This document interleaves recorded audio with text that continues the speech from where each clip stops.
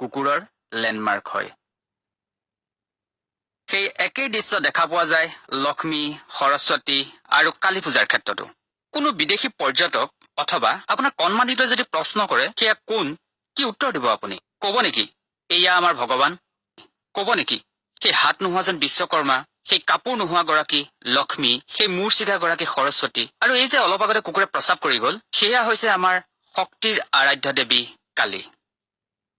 ভগৱানটো disposable নহয়, তেনেহ'লে কিয় আমি এবাৰ ব্যৱহাৰ কৰি এনেকৈ ডাষ্টবিনলৈ দলিয়াই দিওঁ?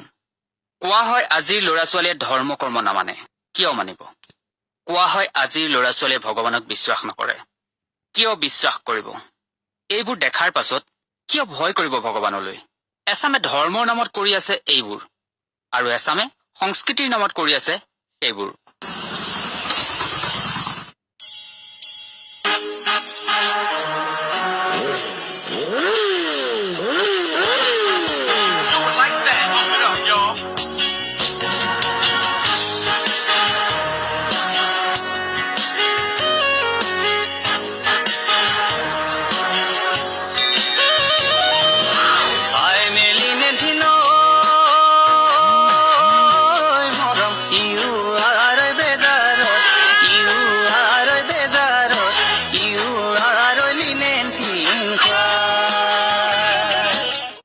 ভগৱানটো কোনো কমিক চৰিত্ৰ নহয়, তেনেহ'লে কিয় আমি বাৰে বাৰে ভগৱানক লৈ এনেকৈ বহুৱালি কৰোঁ?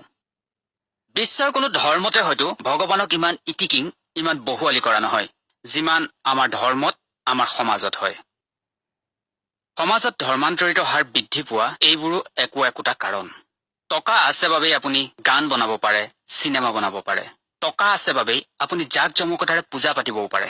কিন্তু টকা আছে বুলিয়ে আপুনি ভগৱানক অপমান কৰিব নোৱাৰে, কাৰণ তেখেত অকল আপোনাৰে ভগৱান নহয়, দেশৰ প্ৰায় 150 কোটি জনতাৰ আৰাধ্য দেৱতা।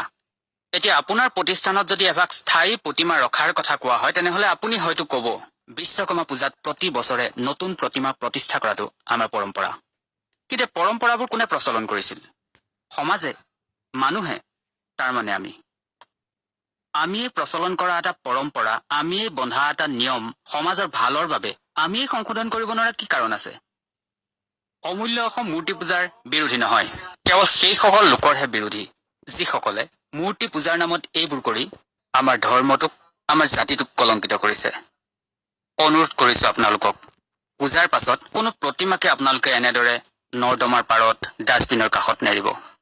যদি একান্তই কিবা ধৰ্মীয় বান্ধোন বা নিয়ম বা পৰম্পৰা আছে, তেনেহ'লে এক আলোচনাৰ মাধ্যমেৰে এই সমস্যাটোৰ এটা সমাধান কৰক। কাৰণ আমি নিবিচাৰো আমাৰ আৰাধ্য দেৱতাজন এনেকৈ হাত ভাগি, মূৰ ছিগি ডাষ্টবিনৰ কাষত বিকলাংগ হৈ পৰি থাকক। আমি নিবিচাৰো আমাৰ এই নিয়ম, এই পৰম্পৰাবোৰৰ বাবে বিশ্ববাসী এদিন জাতিটোক হাঁহক।